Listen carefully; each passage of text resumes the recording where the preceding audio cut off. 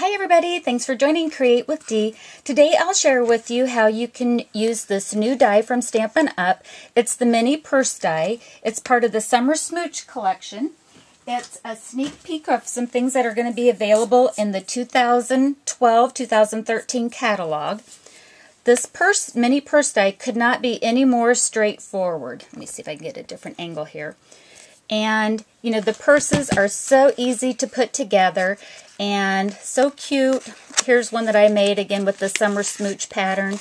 And it's filled with 4 little Hershey's Nuggets in there. Again, super cute.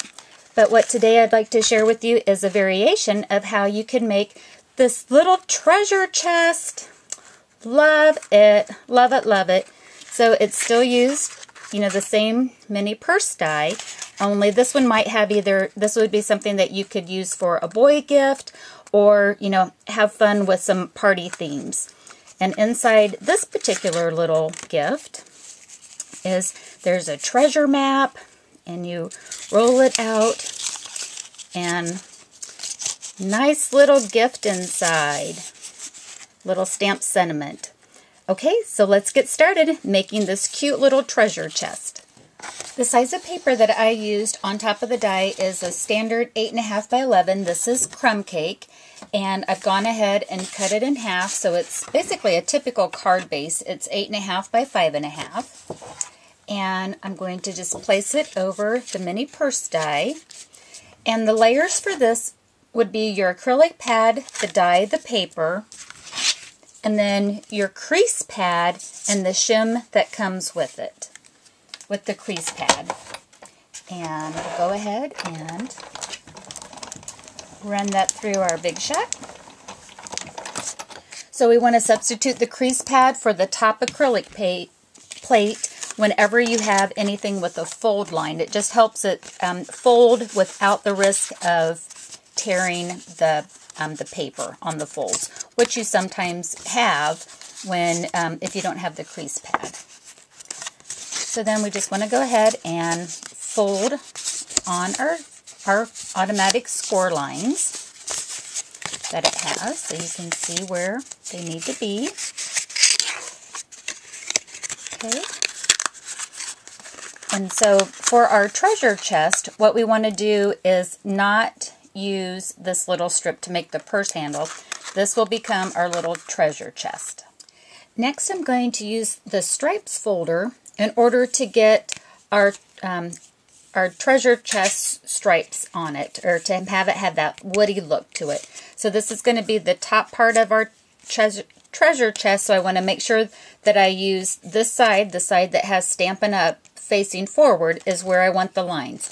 So I'll run that through my Big Shot and be right back. So after running it through the Big Shot, I got my my chest lines on here, the wood grain, and now I can come in with my sponge dauber, and I'm using soft suede ink, and I'm going to go ahead and kind of distress it a little bit, rub it on there to really try to get that dimension. And I'm just kind of lightly using it so that it's going to pick up just those top embossed raised images. And I'll continue doing this all the way down.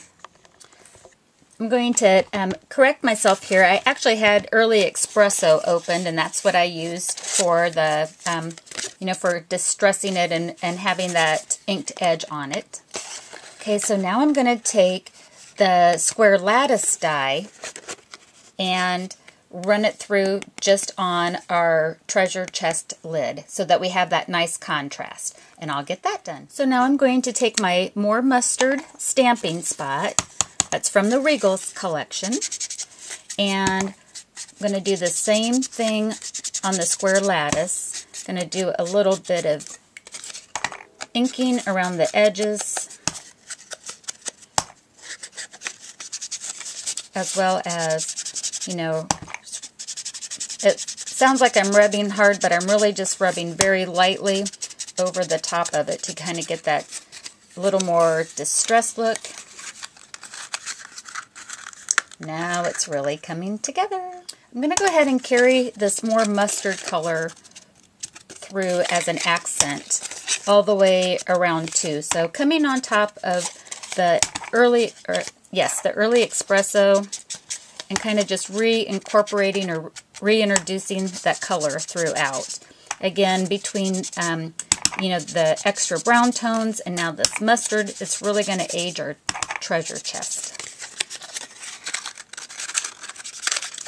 Even some more of that in there. Okay, so I've got, again, I made 2 extra strips of the more mustard, and I went ahead and put some ink on it. I've got a thin bead of Tombow glue. I've already done the 3 sides, and now I'm going to do the 4th side. So again, when this is all folded up, have our little, I guess, reinforcement leather band look on the side of our treasure chest. Okay, so I got the flaps, and then I just turned it upside down here to cut off where. First trim it that way, then I can fold that up and trim it right off. So no super measuring, just adhere it down and then trim off your excess. So you're going to get something that looks like this. At this point, I do like to start adhering the sides together of our treasure chest. And so I'm taking Tombow, and on the inside flap, the little itty bitty flap, folding it inward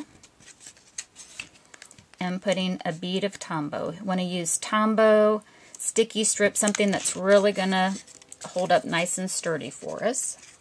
And then bringing the other sides to it. Okay, so we'll just go ahead and match up the sides.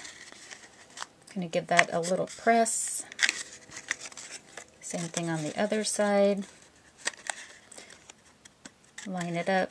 Just give it a nice little press. I'm going to let that dry for just a minute.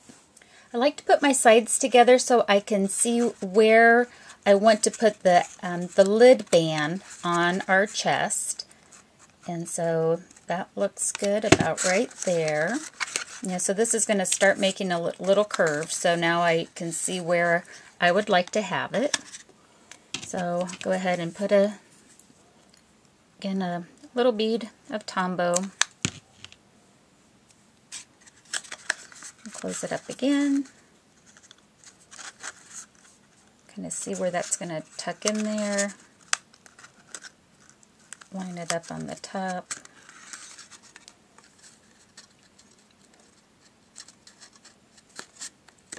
Then let that rest for a little bit, and I'll trim off the side edges just like we did on the bottom.